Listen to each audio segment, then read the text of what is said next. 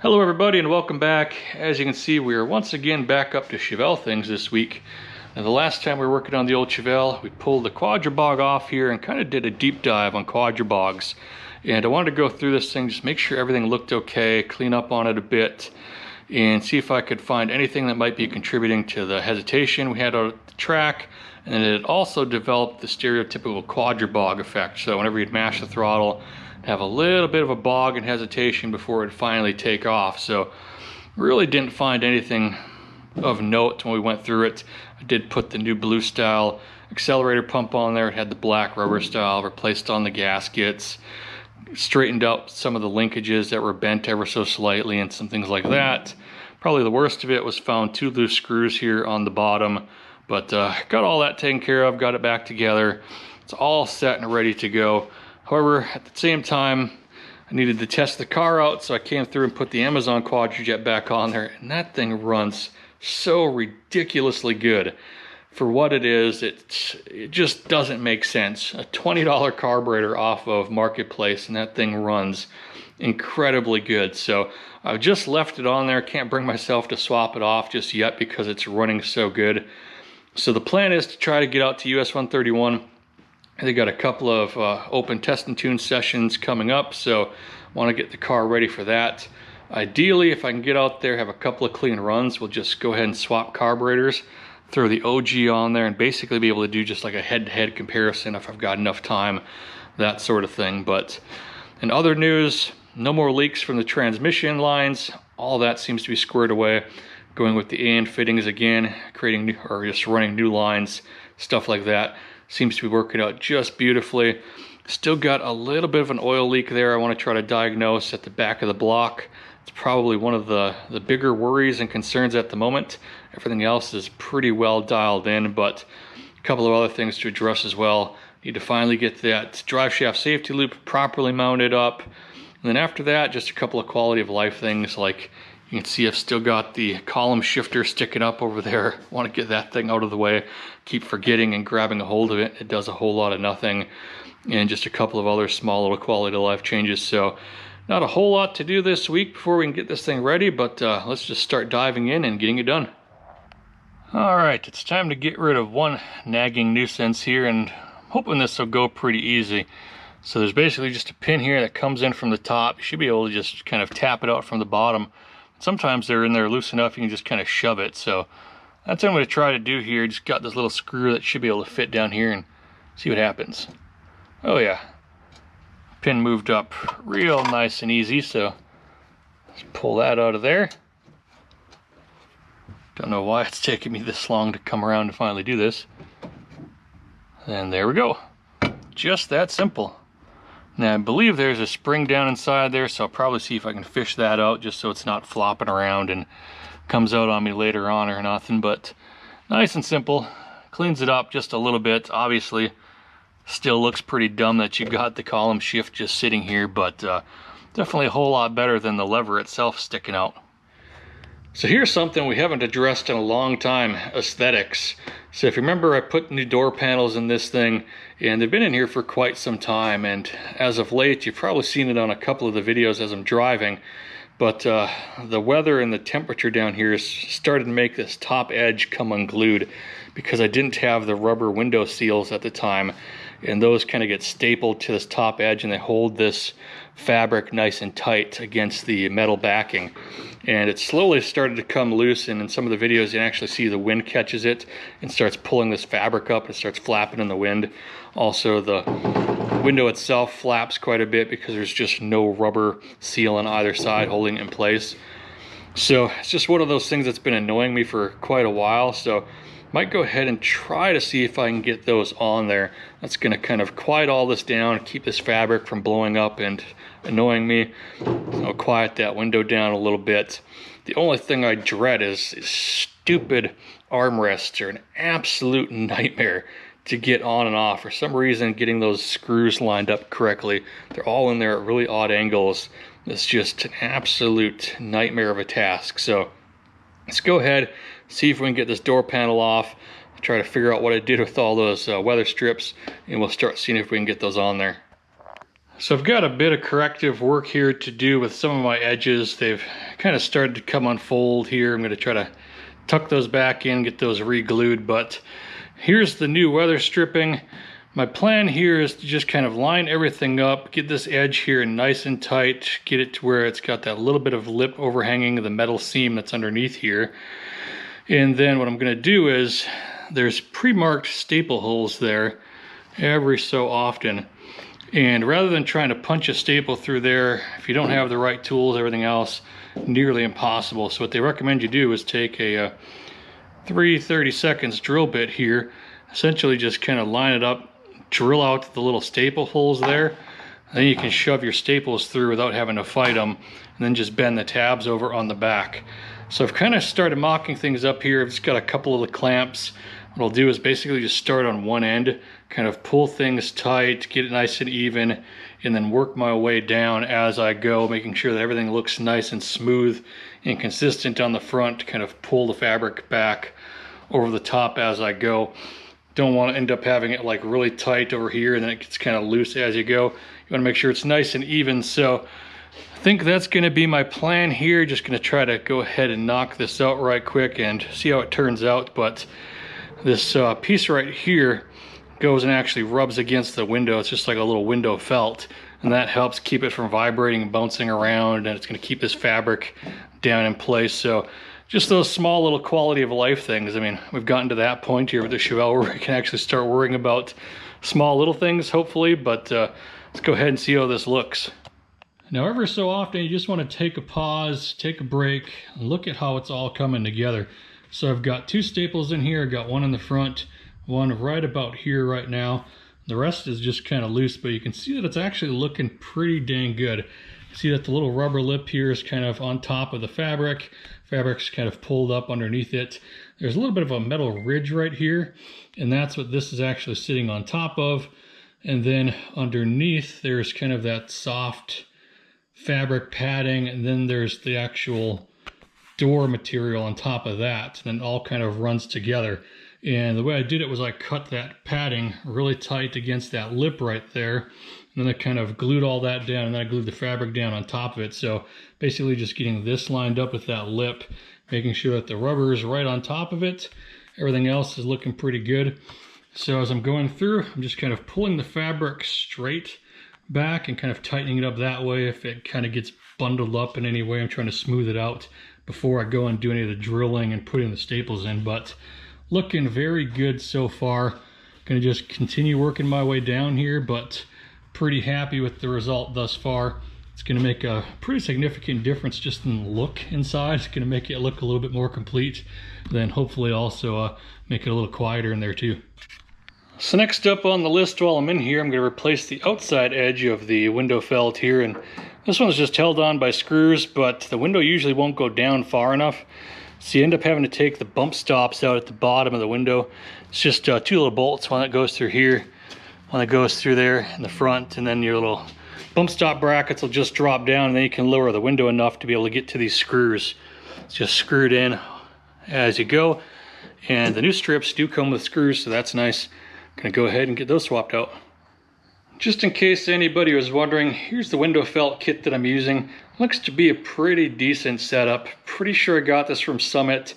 I believe it was actually Summit branded, which is nice because Summit offers discounts on their own stuff far more often than they just offer universal discounts. And like always with Summit, when you buy it, it's actually made by somebody else. So this is by Repops here. Seems to be a pretty decent quality kit. Lifetime guarantee as well. It comes with the screws that you need to do the outside trim, which is what we were just working on. It comes with all the staples that you need. It comes with all of the different pieces to do all of the felts. These are the rear window sections here. I believe these pieces here go up on the front A-pillar. I'll have to take a look at that because I think mine look a little bit different than that. It's kind of the only piece I wasn't quite sure about. Down here, this is one of the outside door pieces right there. This one here is the other side. And here is one of my originals. I was comparing just how everything looked, and they look almost identical, so quality seems to be on par. And of course, this is one of the inner door pieces here. Still got to the driver's side left to do But seems like a pretty decent kit. Comes with a couple of these felt pads here, which I don't really know where these go or how you use them just quite yet. I'll probably have to figure that out. Maybe I'll go back and read the instructions actually this time around, but just gonna go ahead and finish up on the doors. All right, I've got the new outside trim there fully installed using the new screws. Got my window level kind of readjusted where I want it on the bump stops there. Everything seems to be good. Now it's time to go ahead and fight with the door panel and get that thing back on here. So let's go ahead and take a peek at the finished result here. I think it looks pretty dang good. Obviously the door panel is taking some abuse, getting a little bit dirty here and there, but still it looks a ton better all finished out. Just having that finished top on it makes it look a lot better. The fabric obviously isn't going to be able to come loose, start flapping in the wind. Keeps the window here nice and stable between both sides of that window felt so it doesn't rattle around like it used to. And this thing's going to be actually nice to drive at this rate, but very happy with the way that this turned out. So going to go ahead, knock out the other side here, and we'll just keep trudging along. So I've got both door panels back together, everything reassembled. Really struggled getting that armrest right there back in place. Those things are kind of a nightmare with the way those screws line up, but other than that, it's all back together. Door panel is coming apart like right there. Hard to get my finger pointing at the right area. The little metal trim that runs right along the top there is starting to peel off a little bit, so not very happy about that. These things are less than a year old and already starting to come apart, so I have to try to glue that back together. But other than that, it's looking pretty good in here. Other than just like the back where I didn't really do anything, it's just all the factory stuff. It's gotten a little bit dusty over time, but really doesn't look that bad in here. Really do need to get a headliner at some point in time, but probably be a winter project when we come through and repair on all the rust, but looking pretty good otherwise. So I've been searching for this oil leak. I cleaned up a bunch on the back of the head back there, and I was feeling around and stuff like that, and it's staying nice and dry. I think we've taken care of the valve cover leak at this point in time. Before, if I had to reach back down there and kind of feel around where the transmission dipstick comes up, it'd be really wet with oil, stuff like that. But all the top end seems to be pretty dang dry at this point in time. So I was noticing that my dipstick tube, it's not in there the greatest. I don't think I really even looked at it again or put an O-ring on it or anything else when I put it in there. So could be blowing out of there and then just kind of getting blown back towards the back of the car. So probably going to get under there and probably for now just maybe get some black RTV, clean up a bunch on it, and then just kind of schmooze it around the opening. See if that just takes care of it for the moment. Because if that doesn't fix it, about the only other thing I could think of would be something with the oil pan itself. I mean, I'm really hoping it's not a rear main seal, something like that. That would be really bad. Should be a brand new seal back there and everything else. Followed all the directions on installing that, so shouldn't be from there.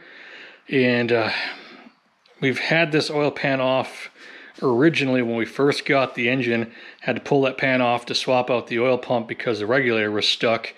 Put it on there with the same style gasket, the one-piece kind of rubber composite, whatever gaskets you want to call them, and never had a leak with that. And that's the exact same style I used again when I put this back together, since I had such good luck with it. So I really hope it's not from there. I mean, I did have quite a significant leak up front there at that timing cover, but I think that was just from that crappy aftermarket timing cover and not really the pan gasket, but who knows.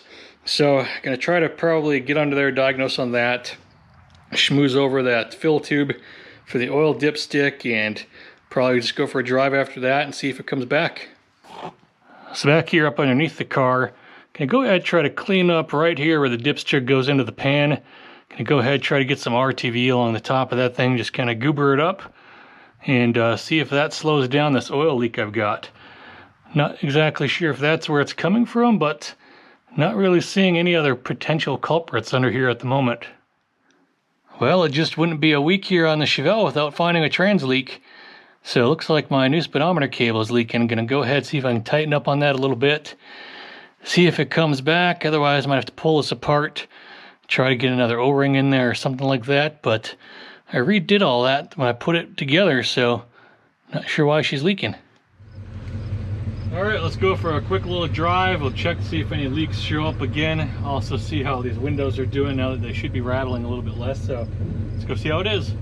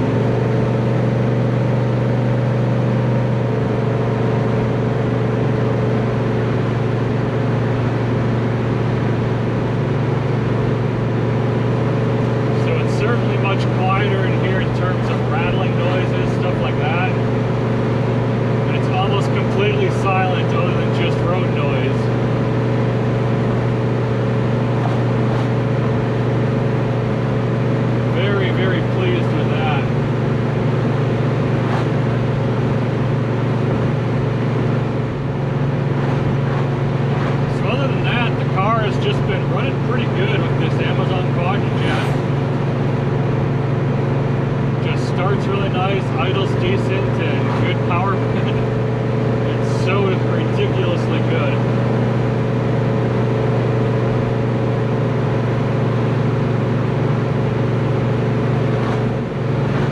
So I've temporarily moved my drive shaft loop forward up to where I'm going to permanently mount it, and that's also cut down on all the vibrations from underneath the car. So everything is sounding really, really good. I'm going to probably go back home and permanently install that. And then we should be ready for the track, I think. We just got to get these leaks taken care of.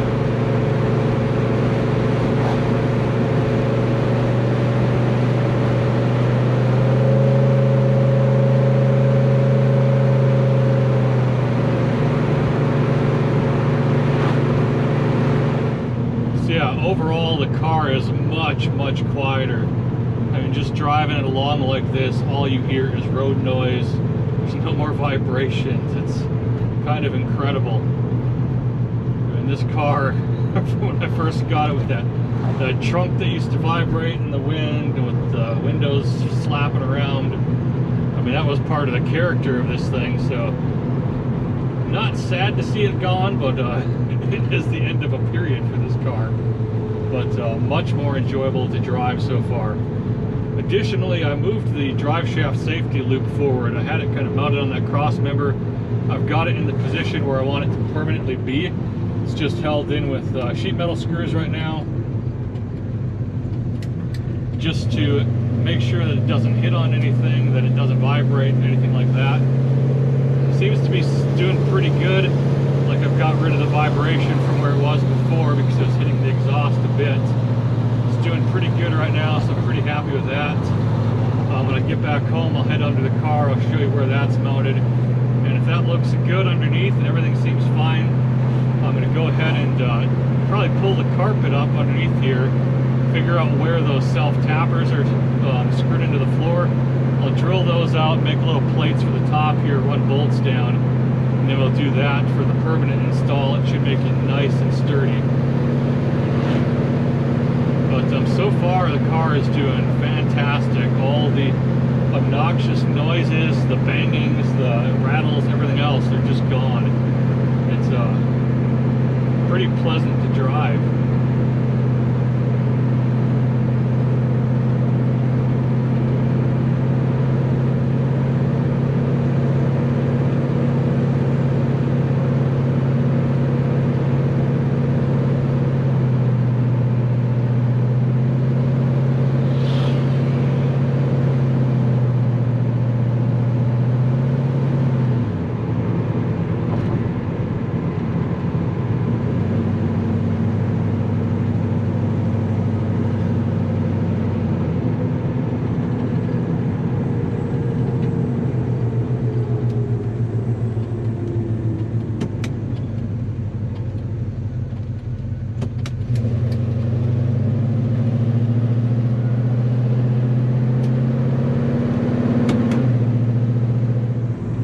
other thing I've noticed is with that column shift removed, I'm a lot less likely to reach for it now. So I haven't done it yet, haven't just grabbed air, but just thought I'd point it out. It's just one of those things, when it's there, it's just in your mind, that's what you have to grab. With it gone, you just, okay, yeah, I need to go to the floor now.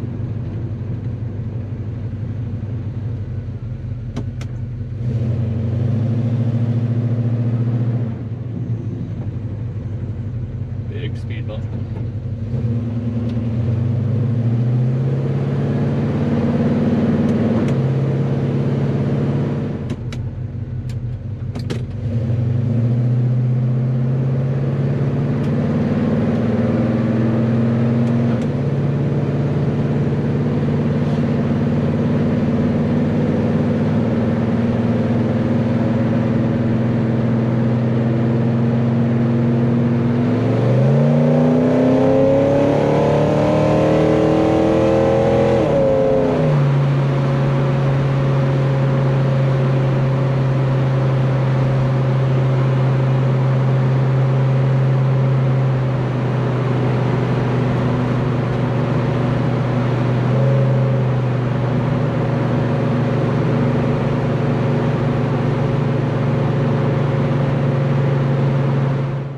So next up on the list here is to get the old drive shaft safety loop permanently installed.